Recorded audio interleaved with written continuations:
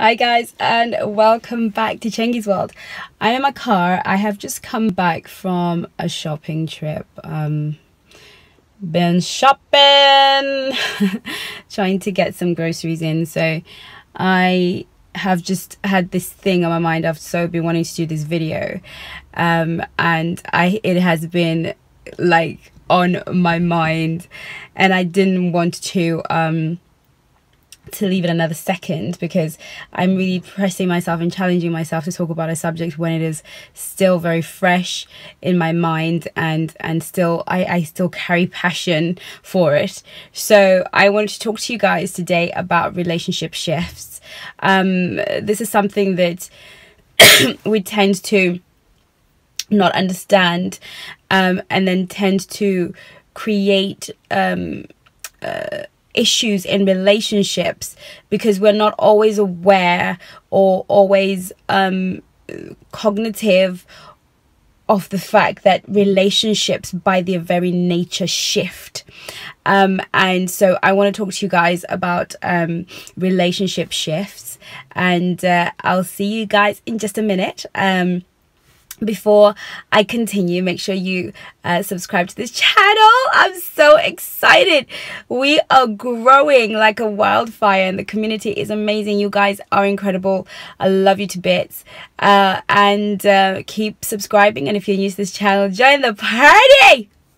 And make sure you leave a like, or not so much, and leave a comment. I love reading your guys' comments. I always make sure that I do, and I will see you soon. So I want to liken a relationship to a journey on the road.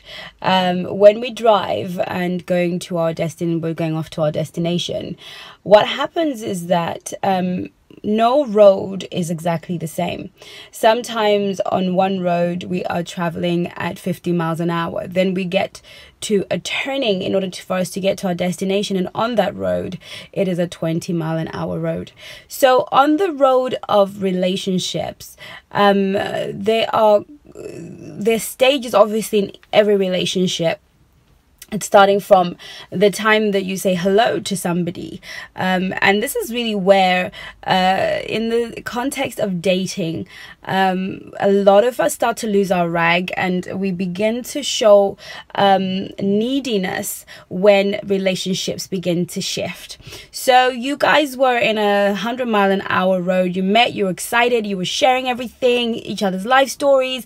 You were talking 10 times a day. You were like maybe 50. I know couples who've met and they text all through the day, and you're going through all of that, and you're video chatting throughout the day, first thing in the morning, 6 a.m, midnight, or whatever. There are no boundaries, there are no limits. You're so excited, you're getting to know each other, you can't spend enough time together, and then all of a sudden the phone calls and the texts and the video chats go to to maybe 10 or maybe one a day. And at that point, a lot of people become very insecure, because at that point, does he still like me? Am I still interesting? Did I say all the right things, the wrong things?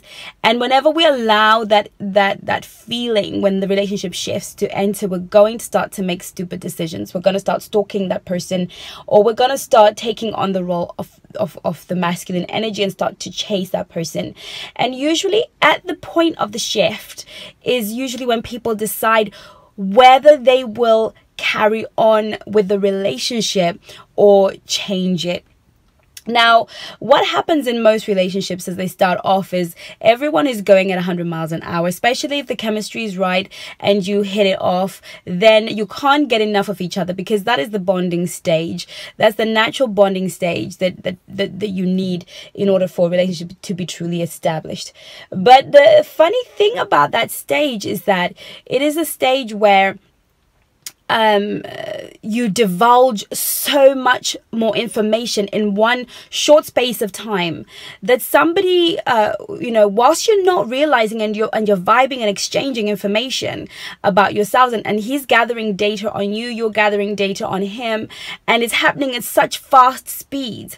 What ends up happening is the relationship will take its natural turn, because like I said, it's not to do with rejection, it's not to do with you know, him deciding he doesn't like you anymore, or whatever, life happens, a project at work takes more effort, or school starts back again, life happens, and because of the divided focus, he cannot necessarily run at 100 miles an hour as you've been able to, or vice versa. You might go back to college and you can't necessarily run at 100 miles an hour and still be good at what you're doing.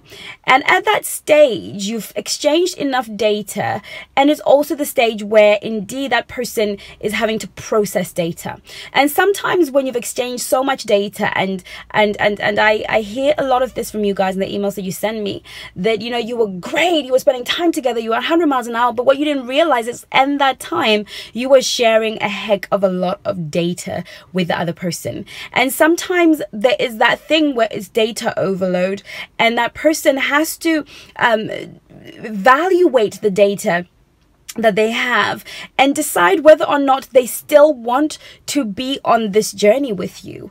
And sometimes that is in fact what creates the shift in the relationship.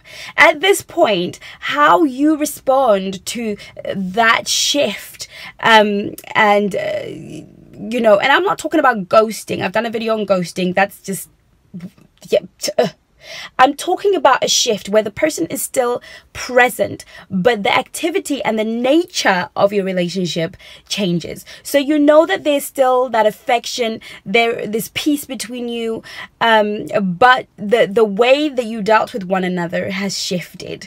Maybe you don't talk as much as you used to, or in the way you used to. Now, at that point, instead of getting insecure and losing your rag and going into one, it is your opportunity to think to yourself, okay, so we've taken a shift here. Is this really what I want with having gathered all of this data? Is this relationship the right relationship for me? Because then the other person is also making that decision. And you can, at a point of a shift, when you switch roads and you are in the motorway and you come off and go into a smaller road that goes at a smaller miles an hour, that's the point where you can say, you know what, thanks, you can just stop here, I'm ready, I'm good to go, and we can catch up some other time. It's okay to end a relationship at the point of a shift, but it is not okay to end it because of a shift. And that means that just because something has changed its nature doesn't mean it's time to jump ship. And often, and it's not just in dating, courtship, and marriage relationships, it's in life in general. Just because your business, your workplace has changed the way it does something doesn't mean it's necessarily time to resign. You know, just because your church and your pastor is taking on a different turn doesn't mean it's necessarily time to change churches. And I think sometimes we don't respond to shifts. You know, I understand that with Chengi's World and on this channel, I have personally taken a shift. Now, that has nothing to do necessarily with my viewers or my subscribers. I don't necessarily make decisions based on who's following me per se, but it's my own personal journey. I have become more invested in my walk with God, and I know that there is no way that I can not infuse that into this channel. And because this is what's going on with me, so there will be shifts. And I know that with those shifts, some people feel like, you know what, I didn't sign up for this, I just wanted you to tell me how to get me a rich guy or whatever. And I completely understand that. But when we even in this channel, we shall have many shifts together, and we shall take different roads, but it's not always a chance to kind of bugger off and go where you're going. Sometimes sticking through the shifts means that you are actually getting closer. Every turn you take on the road is taking you closer to your destination. So if you get off the motorway, you are closer to your destination, even though the pace has changed. And on the road, we also change lanes. That's another interesting thing with relationships. Sometimes you're dating someone, or you are in a courtship, or even in a marriage, and you need to change lanes because maybe this lane is not moving fast enough and you need to go a bit faster, or you need to be in the inside lane. But changing lanes for me symbolizes that I want to be in the relationship with you. I want to journey where you're going, but maybe not in that way. So I've been in a situation before where I really love the person that I've met. We really get on, we vibe, we're on the right frequency, and yes, we're going at 100 miles an hour. But in that time, like I said earlier, I collected enough data to know that you are not the man for me. Okay, no, okay, not because there's anything particularly wrong with you, but I am not equipped to handle what it is you are requiring of me, or I'm not happy to handle that. So at that point, I want to shift lanes. I don't want to dump you and be done with you and get rid of you. What I want to do is shift lanes. Maybe at this point, we just need to pursue a friendship. And at this point, everyone starts, the other person who is not prepared to join the shift and enter the shift becomes needy and insecure. And sometimes in life, relationships will come to you, but not to necessarily fill the need that you think you have. Sometimes a relationship will be presented to you, and at first it comes across as a romantic relationship, and then it fails. But God had another purpose for it. It's just that because it was a male-female, there was attraction between the two of you, and there was all of this going on, that you naturally went down that road because there was that attraction. But God may have brought that person into your life because they have a value or a virtue or something that they are ready to bring into your sphere that will take you from one place to the other. So instead of discarding with that relationship because it didn't work out, because this person wants to change lanes, embrace the change of lanes and be okay. Now, I'm not talking about a guy who treated you really badly, a relationship where he ghosted you and did all manner of foolishness and then comes back and says, let's be friends. I'm not talking about that. That's not the kind of party I'm talking about. I'm talking about when he decides that actually let's be friends, and genuinely you're getting on, you're very friendly, maybe natural circumstances do not permit or a change of heart happens. Don't always dismiss that person, because guess what? Their best mate might be your husband, right? They might invite you to an event where you will meet your husband. Okay, they might invite you to an event where you're going to meet a business partner or whatever. People carry blessings and people carry curses, but we're talking about the blessings that people carry.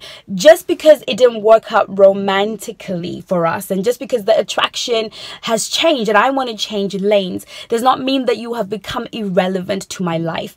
But if you can journey with me in a different lane, we're good. And then, of course, on the roads, we're going to get traffic lights. We're going to get the red, the green, the amber.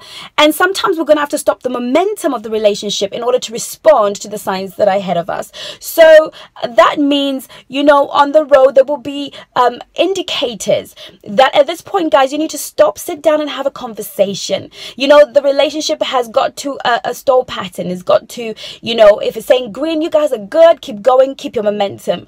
But sometimes certain issues will crop up in a relationship.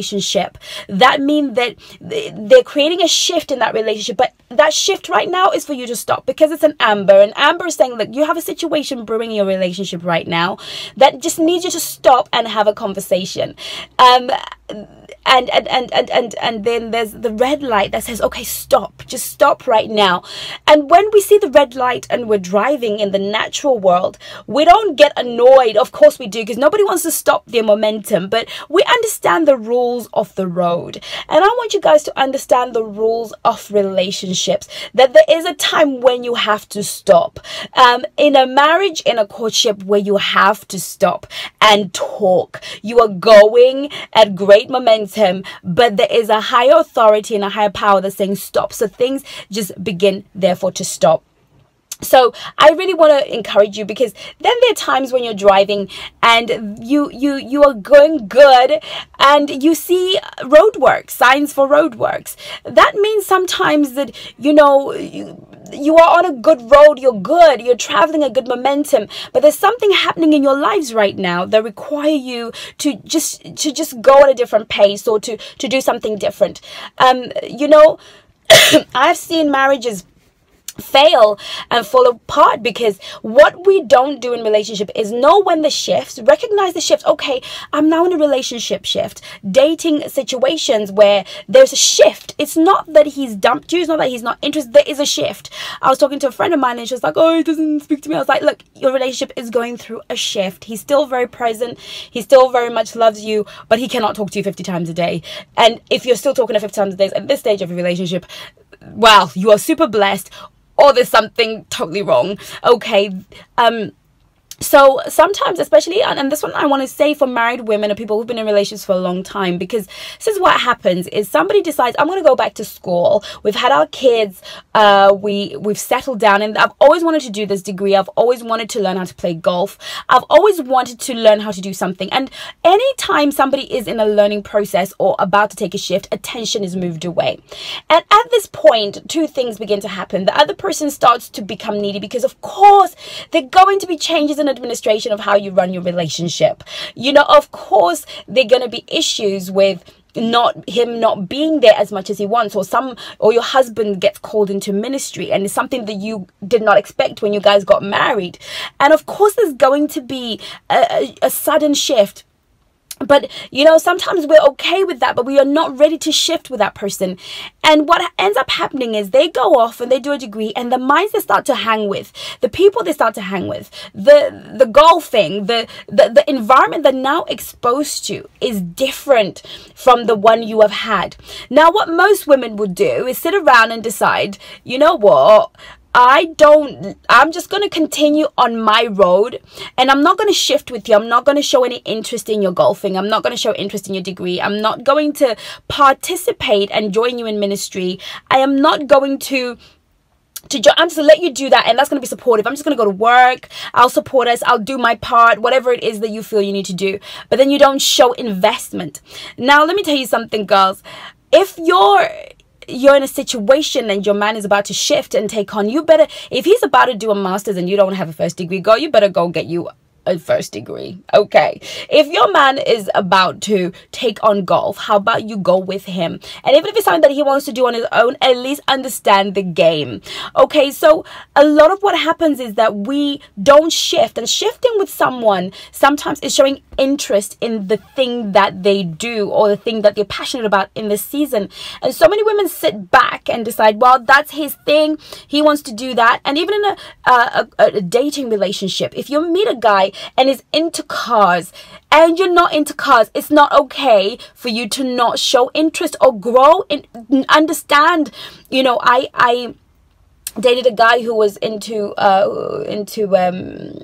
motor racing, and he was a professional racer, and you know, for him, race cars, and he did all the kind of big, good Lord, I've just forgotten the whole sort of racing thing, but he was professional, in fact one of the champions, and